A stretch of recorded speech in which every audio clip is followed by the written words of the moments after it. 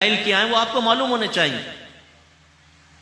नियाज और फातिहा में क्या फर्क है, नियाज की क्या शरई हैसियत है, थोड़ा सा खाना आप सामने क्यों रखते हैं, पूरी देगे वहां क्यों पड़ी रहती हैं, फिर इस पर आप कुछ पढ़ते हैं तो इसको बकिया देग में मिलाकर उसको बाबरकत क्यों नहीं बनाते।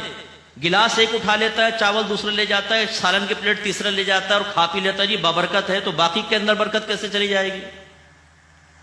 यह सीखने से आएगा कि क्यों ऐसा होता है।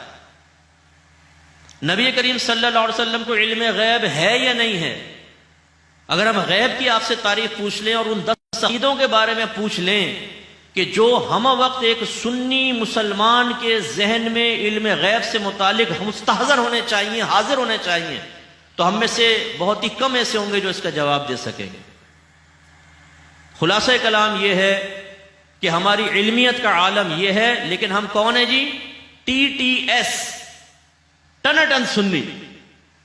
हम कहते हैं TTS है और वो PP है। PP या पीपल्स पार्टी से ताल्लुक नहीं, पिलपिला। PP मीन्स पिलपिला, ये है TTS। और TTS का आलम यह है कि इसको सामने बिठाकर मसलक के बारे में 2 क्वेश्चन कर ले तो ना T रहे ना S रहे, बिल्कुल फारिग। ये हमारा TTS पन है। तो नाराज मत हो, बुरा ना माने, कोई आपको हकीर समझना मकसूद नहीं, कोई आपको डांटना मकसद नहीं, एक शऊर की बेदारी मकसूद है। खुदारा आप नात खानियां 1 नहीं 100 करें, लेकिन नात खानी से आपको इल्म हासिल नहीं होगा, इल्म सीखने से आएगा। उलमा के बयान भी गौर से सुने, उसे जहन में महफूज रखें, दूसरों के सामने बयान करें। आप 100 नात खानियां अटेंड ना करें, आपके ईमान पे कोई फर्क नहीं पड़ेगा, लेकिन आप इल्म दीन ना सीखें तो हो सकता है कि आप काफिर होकर मरें या बिदती होकर मरें। अकीदा नहीं सीखेंगे तो गड़बड़ पैदा होगी। कितने घर ऐसे हैं जिनके अंदर फिक़ही मसाइल नहीं मालूम होने की बिना पर जिना हो रहे हैं। जिना, शौहर तलाक दे चुका है, उसे पता ही नहीं तलाक हो गई है, मियां बीवी साथ रह रहे हैं, जिना हो रहे हैं आपस में। ऐसे ऐसे हमारे पास केस आए हैं कि 20-20 साल तक हलाल समझकर घर में जिना हो रहा है और फिर पता चला कि बीवी तो 20 साल पहले शौहर पे हराम हो चुकी थी, मसला ही मालूम नहीं था। क्या आप ये समझते हैं कि अकीदों की इस कमजोरी के साथ, अमल की इस लाचारी के साथ और खुदा ना खास्ता गुनाहों की कसरत के साथ क्या हम अल्लाह की बारगाह में फलाह पा जाएंगे सिर्फ इस वजह से कि हम नात खानी अटेंड कर लेते हैं। नात खानी बाइस से बरकत जरूर है। नात खान ये आपसे आकर नहीं कहता कि आप सिर्फ नाते सुन लें और इल्म दीन ना सीखें, अपना एहतिसाब ना करें। उसका काम है आपके कल्ब में इश्क की शम्मा, वो अपना काम करके निकल जाता है। आपको सोचना चाहिए मेरे लिए क्या जरूरी है और क्या नहीं। एक कैंसर का मरीज बिस्तर पर पड़ा हो, औरत हो फर्ज कर लें, बिल्कुल आखिरी स्टेज पर, आप इलाज की तरफ ना आए बल्कि उसको कहें ये लिपस्टिक देखो, ये पसंद आ रही है तुम्हें, ये स्टिक लगाओगी, ये पाउडर, ये लोशन, ये कंघा, तो कोई भी आपको समझदार नहीं कहेगा। ये जीनत की चीजें हैं, उसे भी दवा और ऑपरेशन की जरूरत है। मसला यह है कि हमने जीनत यानी मुस्तहब्बात को इख्तियार कर लिया, लेकिन फराइज और वाजिबात को छोड़े बैठे। तो खुदारा इस तरह के इज्तिमाआत को अपनी मंजिल ना समझें, बल्कि यह मंजिल तक पहुंचने का वसीला और जरिया है। वो इंशाअल्लाह अपने वक्त पे मैं आपकी खिदमत में गुजारिश करूंगा। अब टाइम चूंकि बहुत कम है, मैं अपने मौजू की तरफ आता हूं। सफर मेराज पर मेरे आका सल्लल्लाहु अलैहि वसल्लम तशरीफ लेकर गए। उलमा फरमाते हैं कि आपकी हिजरत से 1 साल या 2 साल पहले यह वाक़या हुआ। जब आपने हिजरत फरमाई तो उस वक्त नबी करीम सल्लल्लाहु अलैहि वसल्लम की उम्र मुबारक 53 साल थी, 53 ईयर्स ओल्ड थे आप। इसका मतलब है कि आप 51 या 52 के थे तब मेराज हुई है, हिजरत से पहले। और यह एक बहुत अजीम मुअजिज़ा है जो हमारे नबी करीम सल्लल्लाहु अलैहि वसल्लम के अलावा किसी नबी को हासिल नहीं हुआ, कि अल्लाह ताला ने अपने हबीब को अपनी बारगाह में बाकायदा बुलाया। अब बारगाह में बुलाने का मतलब यह नहीं है कि नबी करीम सल्लल्लाहु अलैहि वसल्लम किसी समत गए हैं, क्योंकि अल्लाह ताला समत से, डायरेक्शन से पाको साफ है। अल्लाह के लिए आगे पीछे, दाएं बाएं, ऊपर नीचे नहीं है। हाँ, ये जरूर है कि सरकार आसमानों की तरफ गए हैं, बाज लोग कहते हैं कि गए तो हैं आसमानों की तरफ, फिर अल्लाह से मुलाकात हुई तो डायरेक्शन तो साबित हुई। हमारे उलमा जवाब देते हैं कि नबी करीम सल्लल्लाहु अलैहि वसल्लम की ये डायरेक्शन साबित है सिर्फ सिदरतुल मुंतहा तक। सरकार पहले आसमान पे गए, दूसरा, तीसरा, चौथा, पांचवा, छठा, सातवां, फिर अर्शे इलाही, उसके ऊपर फिर सिदरतुल मुंतहा, यहां तक तो डायरेक्शन साबित है। लेकिन उसके बाद तो जिब्रील अमीन ने भी अर्ज किया, रसूलल्लाह अब एक भी कदम आगे बढ़ाऊंगा तो मेरे पर जल जाएंगे। और हमारे नबी के इल्म के कुर्बान जाइए। बाज लोगों ने कहा कि जिब्रील का इल्म नबी के इल्म से ज्यादा है। हमारे उलमा जवाब देते हैं कैसे ज्यादा है? जिस मकाम से आगे जिब्रील नहीं गए, हमारे नबी तशरीफ ले गए। और जवाब में ये नहीं कहा कि जिब्रील अब आगे का रास्ता में कौन बताएगा, आप बताते आए हैं तो चलो मैं भी वापस चलता हूं। नहीं, मेरे आका आगे बढ़ते चले गए और जिब्रील अमीन पीछे रह गए। इसका मतलब यह हुआ कि जिब्रील अमीन का इल्म सिदरत था, आगे का रास्ता तो मेरे आका जानते हैं। और सिदरतुल मुंतहा से पार होने के बाद सरकार किस तरफ गए बताइए जरा, कोई है डायरेक्शन? नहीं। इसीलिए आला हज़रत फरमाते हैं, खिरत से कह दो कि सर झुका ले, गुमा से गुजरे गुजरने वाले पड़े हैं या खुद जिहद को लाले, किसे बताए कहां गए थे। तो हमारे आका सिदरतुल मुंतहा से आगे बढ़ते चले गए, वहां पे कोई समत नहीं है। तो ये एक अजीम मौजज़ा था जो अल्लाह ने अपने हबीब को अता फरमाया। मौजज़ा कहते हैं उस अमल को जो नबी से सादिर होता है और उसकी मिसल लाने पर दूसरे लोग कादिर नहीं होते, आजिज आ जाते, दूसरों को आजिज कर देता है, इसलिए इसको कहते हैं मौजज़ा। आजिज कर देने मुकाबिल नहीं ला सकता। आज अगर कायनात की वुसातों में आप सफर करके देखें, मैं आपसे गुजारिश करूंगा यूट्यूब पर जाइएगा और उस पर स्पेस के बारे में कोई क्लिप मौजूद हो तो उसको जरा एक दफा देखिएगा। जो मुवाजना पेश किया गया है ना, हमारी जमीन जो है वो 13,000 किलोमीटर रखती है अपना डायमीटर। उसका कितना है? 13,000 किलोमीटर, 13,000।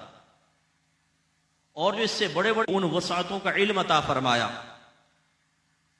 तो मेरे आका सल्लल्लाहु अलैहि वसल्लम को सफर मेराज हुई।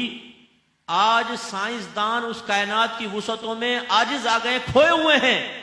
दूरबीनों से देख रहे हैं, वहां तक तो पहुंच ही नहीं सकते, दूरबीनों से देख रहे हैं और वहां तक नहीं जा सकते हैं। जाते हैं तो मिशन नाकाम हो जाता है, तबाह हो जाते हैं, बर्बाद हो जाते हैं।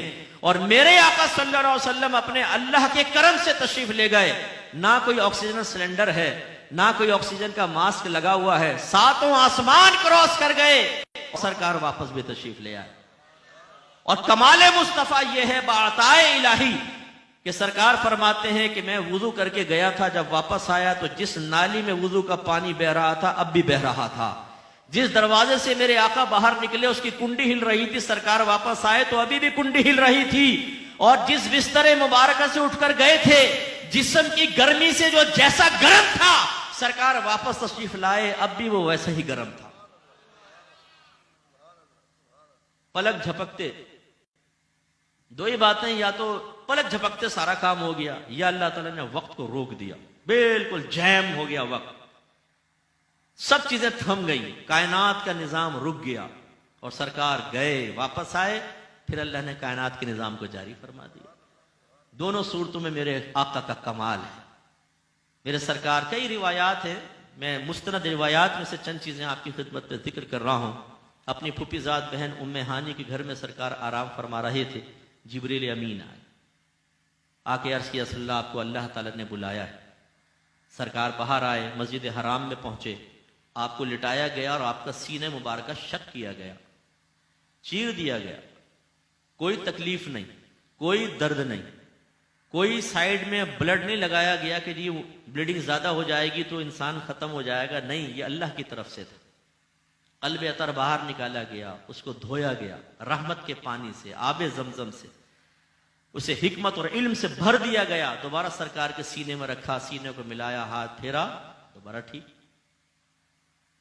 इसका मतलब यह हुआ कि अल्लाह के महबूब बंदे अल्लाह की अता से जब कुछ काम करते हैं तो वो काम हो जाते हैं जिसे बड़े बड़े डॉक्टर और आम लोग नहीं कर सकते। सीने का चीर देना बगैर किसी छुरी के, फिर दिल बाहर निकाल देना और सरकार सांस ले रहे हैं, सरकार बिल्कुल जिंदा हैं, फिर रख देना, बंद कर देना, ये किसने किया? अल्लाह ने किया था, जिब्रील अमीन ने किया था। तो जाहिरी एतबार से देखे तो जिब्रील अमीन ने किया है, लेकिन हकीकतन करने वाला कौन है? मेरा रब है। इसीलिए अहले सुन्नत का अकीदा है कि नबी जब मौजज़ा दिखाता है, वली की करामत का ज़हूर होता है, वजूद इनका होता है, बज़ाहिर अमल इनका होता है, लेकिन कमाल हकीकतन मेरे रब का होता है। तो फिर इनकार किस चीज का?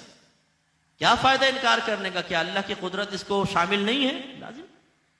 इसके बाद बुराक लाया गया, जो गधे से थोड़ा सा बड़ा और खच्चर से छोटा एक जानवर था।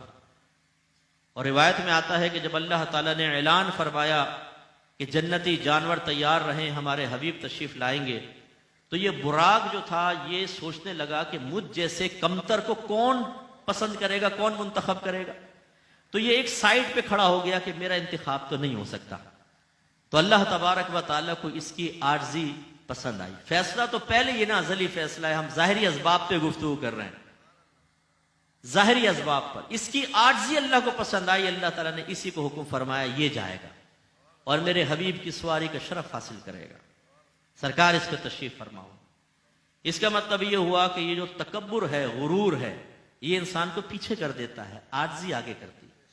इससे हमारे वो नौजवान जरा दर्स हासिल करें जो सीना चौड़ा करके चलते हैं और इसको कोहनी मारी, उसको धक्का मारा, जानबूझकर धक्का ताकि फड्डा हो और मैं अपनी मर्दानगी दिखाऊं, इसके दांत तोड़ूं, इसकी नाक तोड़ूं। वो मर्द यहां जो तशरीफ फरमाए जो बीवियों के ऊपर रोब जमाते हैं, बाहर कोई ताकत और आ जाए पांव पे पांव रख दे भाई जी कोई, और घर में बेचारी बीवी कुछ भी ना करे तो मुंह पर थप्पड़ खींच के मारे। उन बहादुरों के लिए भी एक पैगाम है, ये तकब्बुर की वजह से होता है, ये बड़ेपन की वजह से होता है। जब बीवी को हकीर समझेंगे, मुसलमानों को बिल्कुल कमतर और मामूली गुमान करेंगे, तब इंसान का तकब्बुर जागता है, फिर वो फेंटे भी चढ़ाता है, घूंसे भी मारता है और दांत भी तोड़ता है। अल्लाह को ये चीज बिल्कुल पसंद है। बुराक लाया गया, मेरे आका उस पर तशरीफ फरमा हुए।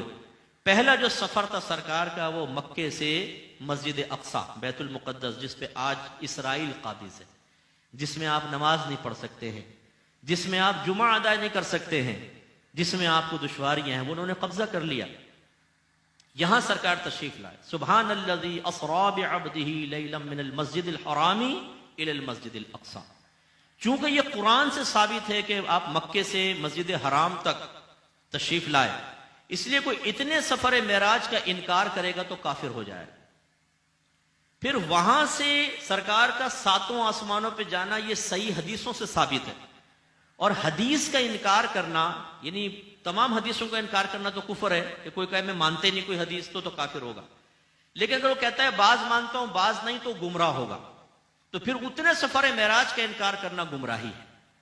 लेकिन मक्के से और मस्जिद अक्सा तक ये नस्से क़तई से साबित है, इसका इनकार करना कुफर है।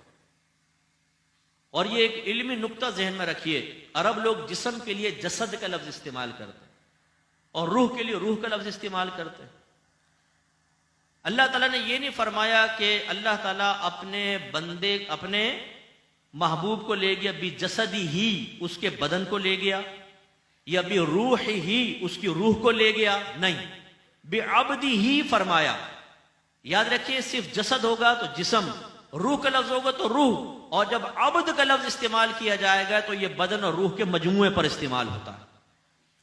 अगर मेरे आका सल्लल्लाहु अलैहि वसल्लम रूहानी मेराज का जिक्र करते, रूहानी मेराज किसे कहते हैं? जो ख्वाब में हो, कि आप सोए और अल्लाह ताला, जैसे कई रिवायत में सरकार फरमाते में सोया तो दो अशखास मेरे पास आए और मुझे आसमानों पर ले गए और सरकार ने साहबा को बताया मैंने ये चीजें देखी हैं। कहीं रिवायत में साबित नहीं कि किसी काफिर ने इसका इनकार किया हो, क्योंकि ख्वाब तो कोई भी देख सकता है। लेकिन इस मेराज का इनकार कर रहे थे। क्यों? लफ्ज अब्द आया। काफिर कहने लगे कि जिस्म और रूह के मजमुए से एक आदमी इतने कलील वक्त में जाए और वापस आ जाए, यह पॉसिबल नहीं हो सकता। तो जब मेरे आका ने यह वाकया बयान किया, सरकार वापस आए और काबतुल्लाह के पास पहुंचे तो अबू जहल से सामना हुआ। अबू जहल ने पूछा कि कुछ नई चीज है? सरकार ने फरमाया हाँ। कहा क्या है? सरकार ने फरमाया आज रात मेरा रब मुझे आसमानों पर ले गया, मैंने सातों आसमानों की सैर की, फुला फुला चीज देखी। कहने लगा जो बात मेरे सामने कह रहे सबके सामने कह सकेंगे? सरकार ने फरमाया हाँ। सबको बुला लिया उसने। आप कहा आप कहें। सरकार ने बयान फरमाया तो उन सब ने तकरीबन इसका इनकार किया कि ये हो ही नहीं सकता कि आप इस तरह जिस्म के साथ चले जाएं। इसका मतलब यह हुआ कि इनकार इसीलिए किया ना कि ये उनको ताज्जुब हुआ कि एक जिस्म और रूह के मजमूए से कोई शख्स कैसे जा सकता है इतना ऊंचा। हम ज्यादा से ज्यादा छलांग लगाएंगे तो 3 फीट या 4 फीट की छलांग होती है, यानी जमीन पे खड़े खड़े लगाएंगे, इससे ऊपर तो नहीं जा सकते। और ये एक रात में होकर भी आ गए। लेकिन गधों को ये समझ में नहीं आएगा ये तो मौजज़ा है। अब जरा कुव्वत ईमानी का मामला देखें कि फिर ये लोग सिद्दीक अकबर के पास गए और कहा कि पता है कि तुम्हारे साहिब क्या कह रहे हैं? कहा कि क्या कह रहे हैं? वो कह रहे हैं कि जी एक ही रात में और वही मुख्तसर हिस्से में मैं 7 आसमानों की सैर करके आ गया हूं। सिद्दीक अकबर रज़ी अल्लाह ताला अन्हु ने फरमाया अगर मेरे साहिब ने यही फरमाया है तो बिल्कुल हक फरमाया, मैं तस्दीक करता हूं। इससे जरा हमारे भाई सबक हासिल करें। वो सिद्दीक अकबर का ईमान था जो मेरे आका कह रहे हैं आंखें बंद करके कबूल कर रहे हैं। और एक हमारी सूरत हाल है कि अगर कोई सोशल मीडिया पर, कोई यूट्यूब पर बैठकर एक ही हाथ में किताब उठाए, दूसरे हाथ में इसमें उठाए और आपके बुजुर्गों को गालियां बके, आपके मसलक पर एतराज करे, आपके अकाबरीन की साबित शुदा चीजों पर कलाम करे, 2 मिनट में हमारा ईमान डावाडोल हो जाता। मुफ्ती साहब बात दिल पे लगती भी महसूस हो रही है, क्या जवाब होगा इसका? अरे भाई इसीलिए तो कहते हैं अपना मसलक सीखिए। जब आप नहीं सीखेंगे तो ऐसे डामाडोल होंगे, हर एक की बात आपको कभी महसूस होगी। आजकल कोई एक यूट्यूब पर आ रहा है, उसने नबूवत का कोई दावा कर रखा है कि मैं ईसा अलैहिस्सलाम हूं। तो एक साहब ने मुझे यूके से मैसेज किया, मुफ्ती साहब वो बड़े मजबूत दलाइल से अपनी बात साबित कर रहा है, आप उसका जवाब क्यों नहीं देते? मैंने जवाब में कहा बेटा पहले ये बता कि दलील कहते किसको हैं? मजबूत तो तू बाद में समझेगा, पहले ये तो बताओ दलील किसे कहते हैं। तुमने कैसे जान लिया उसके दलाइल मजबूत हैं? क्या तुम्हें अपने मसलक के दलाइल मौजूद मालूम है? उनकी कुव्वत और ज़ौफ का आपको अंदाजा है? आप मेरी बात समझ रहे हैं? हम लोग फौरन भोले बन जाते हैं, हमें फौरन कोई शीशे में उतार सकता है, 2 मिनट में हमें हमारा ही मसलक से बदजन कर सकता है। खुदारा सिद्दीक अकबर वाला ईमान हासिल करें। हमारे उलमा बेवकूफ नहीं है। 1500 साल में जितने अल्लाह के वली आए वो सिर्फ और सिर्फ अहले सुन्नत से आए हैं। हमारा मसलक कमजोर नहीं, कमजोर हम हैं जिन्हें अपना मसलक सीखने की फुर्सत नहीं। हम वो लोग हैं जो हलवा पका हुआ हलवा खाने के आदी हैं। पका के रख दो, चबाना भी नहीं पड़ेगा, हलक पेट में उतर जाए, बस ये हमें चाहिए। कौन जाके बाजार से खरीदे, उसे काटे पीटे, फिर पकाए और फिर खाए, इसके हम आदी नहीं है। तो गोया कि जो हमें मसलक की चीजें मिल गई जिसमें फायदा महसूस होता है बस वो ठीक है। कौन जाके उलमा से सीखे, कौन दलाइल को जहन में रखे, कौन उन्हें बयान करे, कौन उनके दलाइल को सीखने के बाद दूसरों तक पहुंचाए, बहुत मुश्किल काम है। पका पकाया मिल जाए तो ठीक है। ये अच्छी तरह याद रखें, ऐसे ईमान मजबूत नहीं होता। सिद्दीक अकबर रज़ी अल्लाह ताला अन्हु ने सिर्फ नबी करीम सल्लल्लाहु अलैहि वसल्लम के फजाइल और कमालात को ही बयान नहीं किया, वो मेरे आका से इल्म सीखते रहे हैं, अपने एतिकाद और ईमान को मजबूत किया है। इसीलिए जब बहकाने की कोशिश की गई तो फरमाया मेरे आका ने फरमाया तो हक फरमाया, मैं तस्दीक करता हूं। ऐसा ईमान मजबूत रखिए। तो मेरे आका सल्लल्लाहु अलैहि वसल्लम बुराक पर बैठे तो बुराक हिला, वजन में आ गया। अगर आपके पीर साहब हों, फर्ज कर लें, बड़ी अकीदत रखते हैं आप, प्यार रखते हैं, और आपके पीर साहब कहें कि मैं ऊंची जगह पे जाना है और मैं थका हुआ हूं, जरा अपनी कमर पे मुझे उठा लो, कितना मजा आएगा पीर साहब को उठा के चलने में। जिससे मोहब्बत होती है, अकीदत होती है, जिसकी फजीलत दिल में रासिख हो, उसको अगर उसका कुर्ब मिल जाता है तो आदमी आलम वजद में आ जाता। तो वो जानवर वजद में आया क्योंकि उसे पूरी कायनात के सब जानवरों से बड़ी फजीलत हासिल हुई। ऐसी फजीलत हासिल हुई जिससे तो बहुत सारे इंसान भी महरूम है। इतना अल्लाह ने उसको शरफ अता फरमाया और वो चला। मेरे आका फरमाते हैं इसकी रफ्तार का आलम यह था कि जहां मेरी निगाह पहुंचती थी उसका कदम पड़ता था। फौरन मस्जिद अक्सा पहुंच गए, सरकार तशरीफ ले गए। सारे अंबिया अलैहिस्सलाम अपने जिस्म और रूह के मजमूए के साथ वहां मौजूद थे। कमो बेश 1,24,000 अंबिया अलैहिस्सलाम।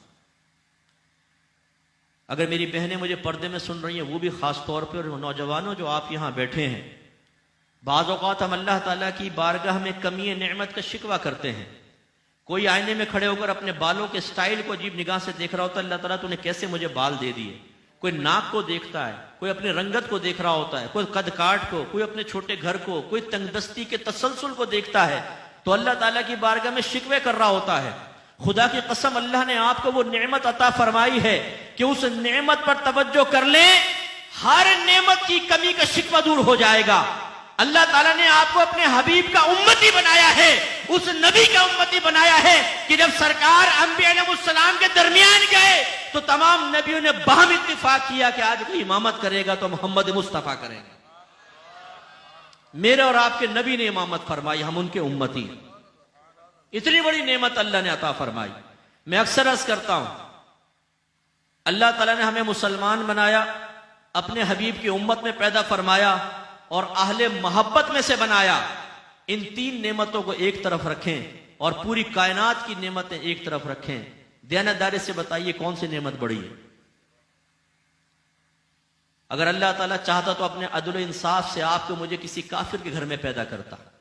हम बुतों की पूजा कर रहे होते, ईसा अलैहिस्सलाम को अल्लाह का बेटा मान रहे होते, उज़ैर अलैहिस्सलाम को अल्लाह का बेटा मानते, आग की पूजा कर रहे होते, हमेशा हमेशा जहन्नम में जलते।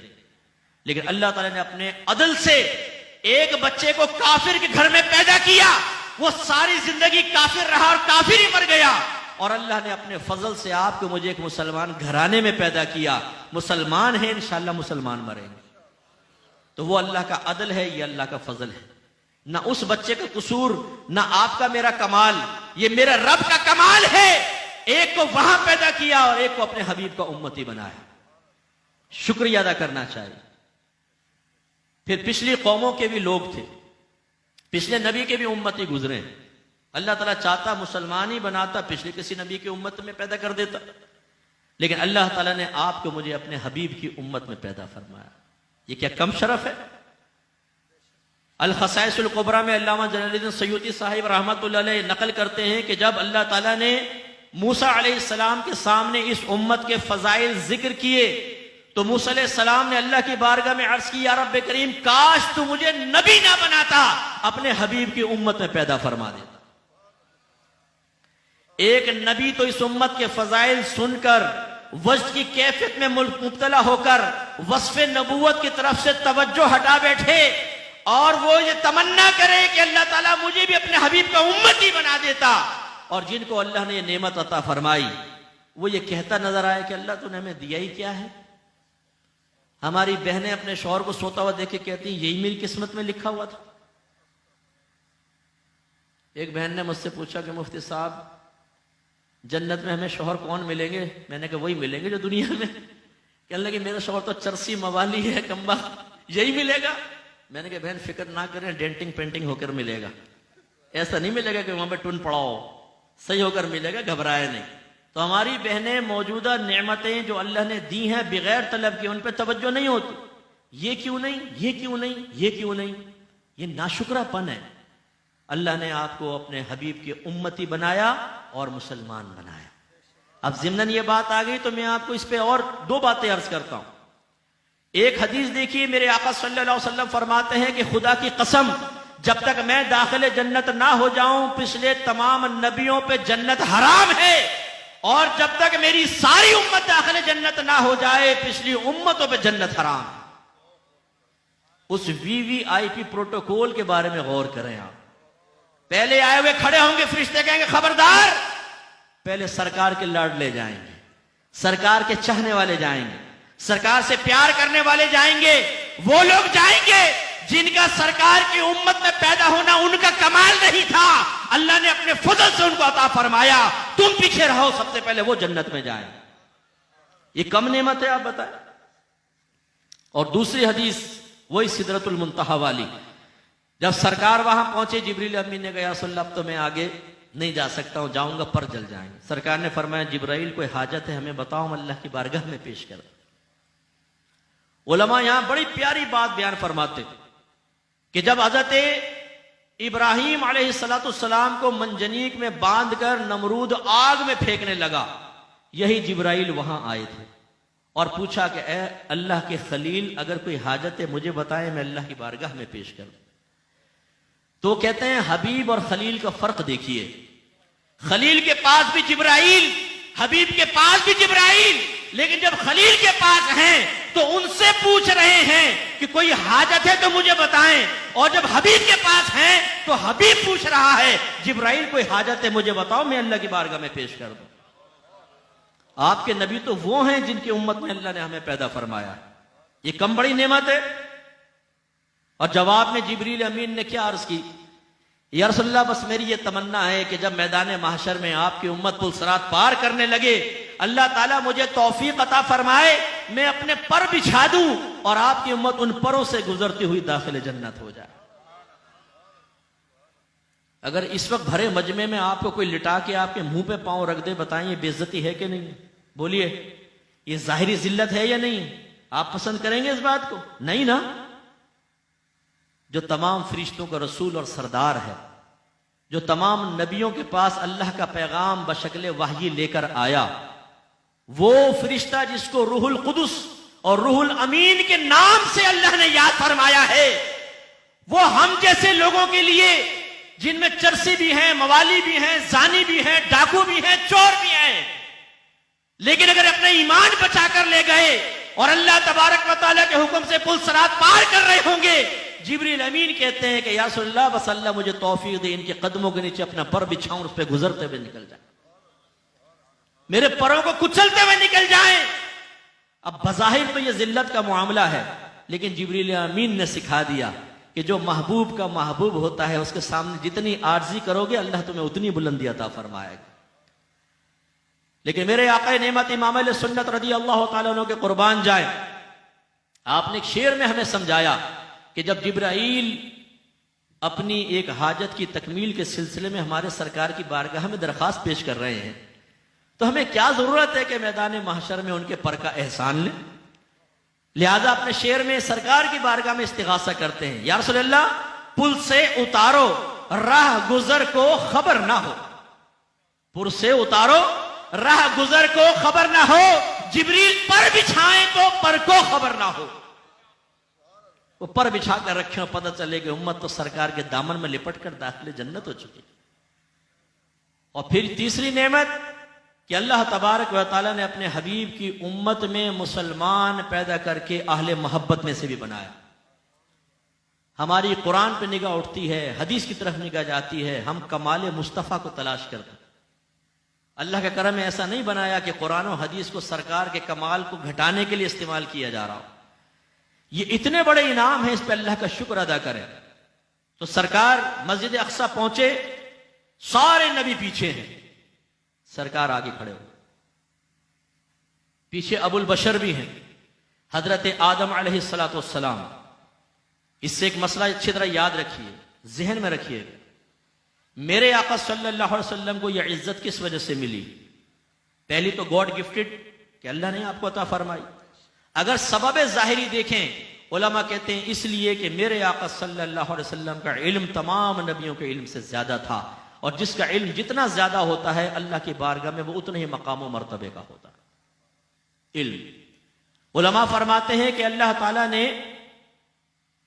नबी करीम को इतना इल्म दिया है और बाकी मखलूक को कितना, इसकी मिसाल देते हुए कहते हैं अगर एक समुंदर हो, उसमें एक चिड़िया अपनी चोंच डाल के चोंच निकाले और उसकी चोंच से पानी का एक नन्हा सा कतरा गिरे, तो कहते हैं कि सारी कायनात में जितनी भी मखलूक है उसका इल्म ऐसा है जैसे चिड़िया की चोंच से गिरने वाला कतरा, और हमारे नबी का इल्म ऐसा है जैसे यह समुंदर।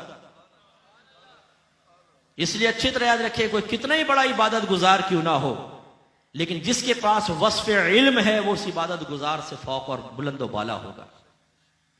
नूह अलैहिस्सलाम की उम्र मुबारका 950 साल तो तबलीग की उम्र है, वैसे 1000 साल से भी ऊपर है, आपकी 1400 साल 1500 साल मुख्तलिफ रिवायात।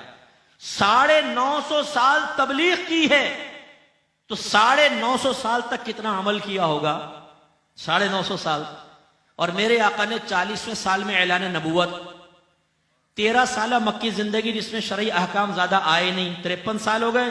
बाकी 10 साल मदनी जिंदगी जिसमें शरई अहकाम आए लेकिन पहले साल ही नहीं आ गए, कोई पहले साल, फिर दूसरे साल, फिर तीसरे साल, 10 साल भी अगर आप लगा लें तो सरकार ने 10 साल अल्लाह के अहकाम और इबादत में इख्तियार फरमाया और नूह अलैहिस्सलाम 950 साल इबादत करे, लेकिन जब इमामत का मौका आए तो मेरे आका आगे आएंगे और नूह अलैहिस्सलाम पीछे खड़े होंगे।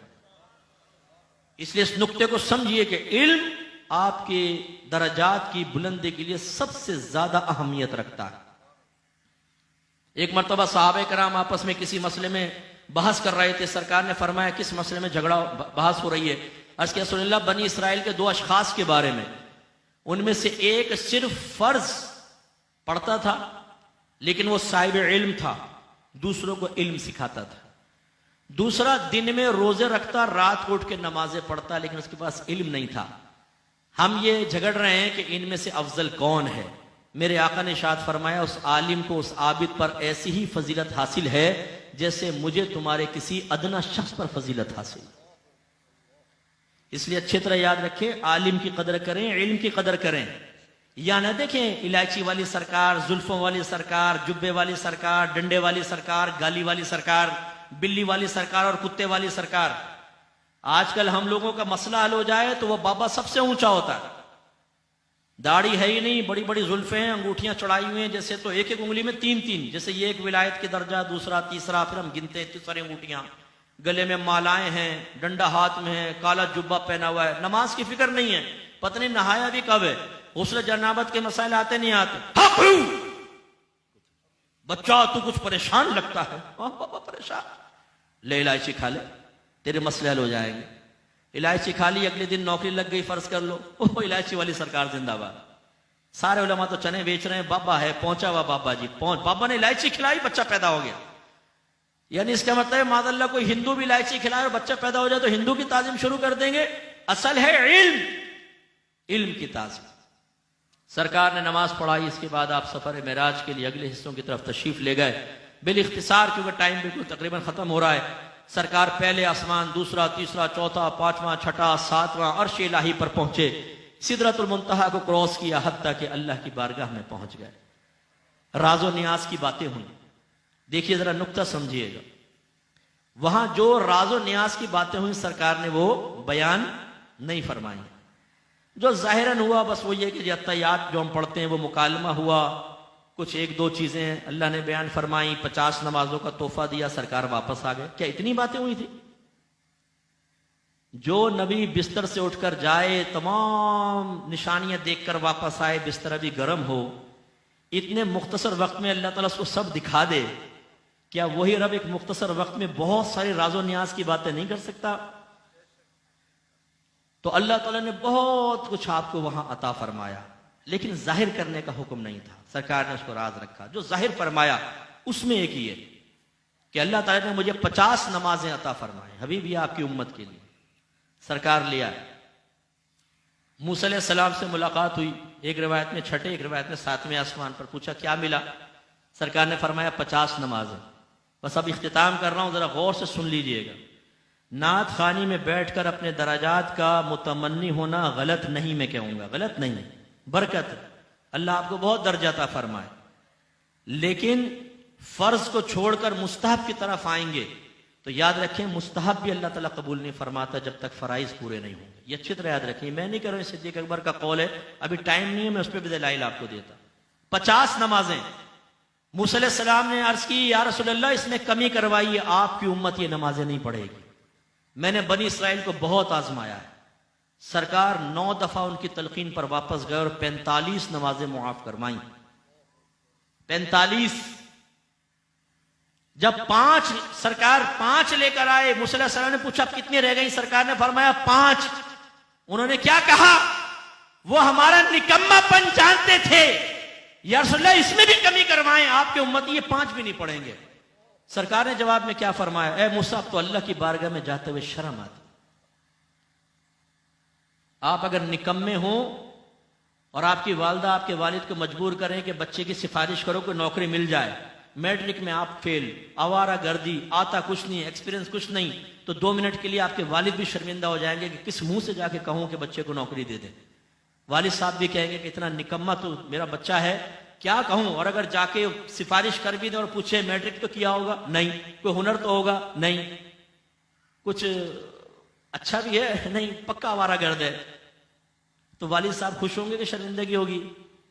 बस ये बात समझिए, इस नुक्ते को मैं समझाना चाह रहा हूं। सरकार को शर्म आई कि मैं अब अल्लाह की बारगाह में जाकर ये कहूं, या रब्बे करीम मेरे उम्मती ये 5 नमाजें भी नहीं पढ़ेंगे, सैयदुल अंबिया का उम्मती 5 नमाजें भी नहीं पढ़ेगा। सरकार को शर्म आई, मेरे नबी हया शर्म करे, और अल्लाह की नेमतें खाने वाला मुसलमान और ये झूठे नारे लगाने वाला गुलामी रसूल में मौत भी कबूल है, ये 5 वक्त नमाज तर्क करके भी शर्म ना करे। अफसोस का मकाम है कि नहीं है? ये हमें शर्म नहीं आती नारे लगाते हुए गुलामी रसूल में मौत भी कबूल है? हमें पता है कि जान तो देनी नहीं है, नारा लगाने में क्या जाता है? गले फाड़ फाड़ के नारे लगाते हैं। ये नारा क्यों नहीं लगाते? गुलामी रसूल में दाढ़ी भी कबूल है, गुलामी रसूल में 5 वक्त नमाज बाजमात पढ़ना भी कबूल है, गुलामी रसूल में लड़कियों से दोस्ती छोड़ देना भी कबूल है, गुलामी रसूल में गुनाह छोड़ देना भी कबूल है, गुलामी रसूल में बावल मुसलमान बन जाना भी कबूल है, गुलामी रसूल में इल्म दीन सीखना भी कबूल है। नहीं, हमने इश्क रसूल को एक ड्रामा बना लिया है। मादरत के साथ मैं लफ्ज कह रहा हूं, लेकिन मैं आपको समझाता हूं कि मैं क्या कहना चाहता हूं। हमने एक ड्रामा बना लिया है जिसमें हकीकत नहीं होती, सब अदाकारियां कर रहे होते। हम भी जानते हैं ये बाप नहीं है, ये बीवी नहीं है, शौहर नहीं है, हमें पता है अदाकारी कर रहे हैं, एंटरटेनमेंट है, चलो यार देखते हैं, एक ड्रामे की पूरी किस्तवार सीरियल देखते हैं। हमने इश्क रसूल को ऐसा बना दिया, हम जबान से कहते हैं हम आशिक रसूल हैं। मुझे दयानतदारी से बताइए, जो इश्क का दावा करे, जो गुलामी का दावा करे और फिर अपने नबी का कहना ना माने, वो आशिक हो सकता है? बोलिए। मिसाल देते हुए मुझे शर्म आती है, एक लड़के को लड़की से मोहब्बत हो जाए और वो आपसे कहे यार उस लड़की से बड़ी प्यार, बहुत मोहब्बत है, उस लड़की का फोन आ जाए, वो कहे कि आज नीले कपड़े पहन कर आना, और आप जवाब में कहे नहीं नहीं मैं नहीं पहन रहा, बाल जरा दूसरे बना लेना, मैं नहीं बनाऊंगा, जूते फला पहन के मैं नहीं, अच्छा आज रात को आ जाना, फेसबुक पे बैठ के चैट करेंगे, भाई मेरे पास टाइम नहीं है। फिर आप वो बंद करके आपसे कहे उस लड़की से ना मुझे बड़ी मोहब्बत है, इश्क बहुत ज्यादा। दयानतदारी से बताइए आप क्या कहेंगे, इश्क में सच्चा है कि झूठा है? बोलिए बोलिए। और एक इश्क का दावा करे और जो लड़की कहे वो कर बैठे, जो वो कहे, अपना हुलिया बदल ले, अपने कपड़े बदल ले, अपने जूते बदल ले, ये इश्क में आपको सच्चा नजर आएगा कि झूठा नजर आएगा? बोलिए। एक है वो कहे यार मैं उस लड़की के इश्क में फना हो चुका हूं, लेकिन आपके साथ पिज़्ज़े खा रहा है, चिकन टिक्के, बोतलें चढ़ा रहा है, डकारे ले रहा है, सारी रात सो रहा है, कोई गम नहीं। एक कहे कि मुझे इश्क हो गया एक लड़की से, रातों को जाग रहा है, बाल बिखर गए हैं, खाना खाने का होश नहीं है, अजीब पागलों की हरकत कर रहा है। बताएं इश्क में कौन सच्चा है कौन झूठा है? बोलिए। मुखलिस कौन है? जो पागल बना वो ना। अब जरा अपने आप को मायने में देख ले। नबी से इश्क का दावा, और जब नबी का हुक्म मुतवज्जे हो, सरकार की गुलामी का दावा, और सरकार हमें हुक्म बयान फरमाए तो हम अपनी जबान से नहीं अपने अमल से कहें। एक मिनट पहले हुक्म सामने रखो, सोचेंगे, गौर करेंगे, बीवी से पूछेंगे, बाप से पूछेंगे, मां से पूछेंगे, दोस्तों से पूछेंगे, कारोबारियों से पूछेंगे, दुनिया से पूछेंगे, इजाजत मिलेगी तो नबी का कहना मानेंगे, वरना नबी का हुक्म नबी के हवाले कर देंगे। ये इश्क है, ये गुलामी है। अब मैं आपसे पूछता हूं, अगर यही इश्क और यही गुलामी आपकी बीवी आपके साथ इख्तियार करे, आपका दोस्त यही रवैया आपके साथ रखे, आपकी औलाद आपके साथ ऐसा रवैया रखे, तो मूड खराब होगा कि नहीं होगा? बीवी को सारी नेमतें दें और फिर आप सुने वो किसी से फोन पर आपके दुश्मन से बात करते हुए कह रही हो कमबख्त मरता भी नहीं है, मैं तो बेजार आ गई हूं। आप कहें खाना बना दे, मेरे पास टाइम नहीं है, पानी पिला दे, मेरे पास टाइम नहीं है, चाय बना दे, खुद उठ के बनाओ, मेरी भी बनाकर ले आओ। आपका दिल चाहेगा उसको नेमतें देने को, आप रखेंगे उसे अपने पास। अगर आप कुदरत रखते हैं तो आप तलाक देके बाहर कर देंगे। लेकिन हमने क्या किया हुआ है? नबी से मोहब्बत का दावा, इश्क का दावा, गुलामी का दावा, और फिर अल्लाह के नबी कुछ हुक्म बयान फरमाए तो चेहरे बिगड़ जाएं, मूड ऑफ हो जाए, खाए पिए नबी का, नारे तो लगाए, कौन खिलाता है? हम तो नबी का खा रहे हैं भाई, जिसका खा रहे हैं उसके गुण गा रहे हैं। तो भाई उसूल तो ये, जिसका खा रहे हैं उसका कहना भी माना जाता है। माँ बाप का खाते हैं तो उसका कहना मानते हैं, बीवी शौहर का खाती है तो कहना मानती है, आप अपने अफसर का खाते हैं तो अफसर का कहना मानते हैं, नबी का खा रहे हैं, तो नबी के अहकाम बोझ क्यों महसूस हो रहे हैं? अपने आप से सवाल करें, आईने के सामने खड़े होकर सवाल करें और फिर हमें बताएं कि हम ये गलत कह रहे हैं कि हमने इसके रसूल को एक ड्रामे की तरह बना लिया है कि जाहिर कुछ है और बातिन कुछ है। मैं आपसे एक दायरे अदब में रह के क्वेश्चन करता हूं, मुझे कोई एक जवाब दे दे। जैसा इश्क हमारा है आज के दौर में, ये कहना बिल्कुल ना मानो, खाली नारे लगाओ। सहाबा किराम में से एक मिसाल मुझे ऐसी पेश करके बता दे, एक मिसाल मुझे जवाब दें। सहाबा किराम से बढ़कर कोई आशिक रसूल हो सकता है? जोर से बोलिए, हो सकता है? अब मैं आपसे पूछता हूं उनके इश्क रसूल की अलामत क्या थी, वो बताएं। आप जवाब देंगे एक ही बड़ी अलामत थी मुफ्ती साहब, सरकार की जबान से अल्फाज बाद में निकलते थे, सरकार जाने पहले कुर्बान कर दिया करते थे। सरकार अभी जबान से कुछ नहीं कहते, आपके भवों के इशारों से समझकर अपने सब जानो माल कुर्बान कर दिया करते थे। और हम हट्टे खट्टे मोटे ताजे खाएं पिए, जो नबी का हुक्म अच्छा लगे। वो यार ये लौकी खाना सुन्नत है ना, ऊंट का गोश्त खाना भी सुन्नत है ना, ये सुन्नत तो बड़ी अच्छी लगे, दबा के खा रहे हैं जी, लौकी और खजूरे खा रहे हैं, फुला चीज, ये सुन्नत है। 5 वक्त नमाज भी तो नबी की सुन्नत है, सुन्नत फर्जिया। दाढ़ी सुन्नत वाजिबा। जब ये आए जहां पर उस्ताद नफ्स और हमारा उस्ताद शैतान, आप नहीं, ऐसे बुरे लोगों को बता रहा हूं, आप तो अच्छे लोग हैं उनके बारे में कह रहा हूं, वो कहे खबरदार नबी का खा रहे हो, नबी का गुलामी का दावा कर रहे हो, लेकिन बात तुम्हें मेरी माननी होगी। हम कहें या नफ्स हाजिर लब्बैक, या शैतान लब्बैक, या शर्म आनी चाहिए। शर्म आनी चाहिए नहीं आनी चाहिए, दयानतदारी से बता। मैं सिर्फ आपको नहीं कह रहा, खुदा की कसम अपने आप को भी कह रहा हूं। मेरी आदत है, मैं जब कोई बात बयान करता हूं सबसे पहले एक आईना सामने रखता हूं। मैं अपने आप को कोई बहुत आलिम, बहुत मुत्तकी, बहुत परहेजगार बिल्कुल नहीं, मैं आप सबसे गुनाहगार होऊंगा। मैं एक तालिब इल्म हूं, इसलिए मत सोचिएगा खाली आपको डांट रहा डपट रहा हूं, नहीं, मैं चाहता हूं जरा शऊर पकड़े। खुदारा ये हमने क्या मजाक कर रखा है अपने नबी के साथ। इश्क रसूल का दावा और नबी के अहकाम बोझ बन जाएं, गुलामी का दावा और सरकार का कहना ना माने, ये बिल्कुल गलत है। तो बस आखिर में चंद शेर कह के अपना बयान खत्म करता हूं, क्योंकि टाइम पूरा हो गया है और मैं नहीं चाहता हूं कि मैं किसी और का टाइम लूं। सिर्फ चंद शेर मेरे आक़ाए नेमत इमाम अहले सुन्नत रज़ी अल्लाह तआला अन्हु इसमें हमें समझा रहे हैं कि सरकार ने तुम पर बड़े एहसान किए हैं, इन एहसानात का शुमार किया है। और इसका तकाजा यह है कि जब मोहसिन कुछ अपना काम कहे जिसमें हमारा ही फायदा है, तो मोहसिन का कहना मान लो यार। माँ बाप का एहसान मानने का हुक्म है ना। हालांकि माँ बाप अगर बच्चे पैदा करते हैं उसमें उनका अपना भी तो दखल होता है ना, भी हमारा बेटा होगा, हमारी बेटी होगी, लेकिन फिर भी अल्लाह ने फरमाया माँ बाप का एहसान मानो। बीवी को हुक्म दिया है शौहर का एहसान मानो। तो आला हजरत ने ये अशार लिखे, इसके आखिर में आता है ये हैं से मुराद मेरे सरकार की जात है। आला हजरत फरमाते हैं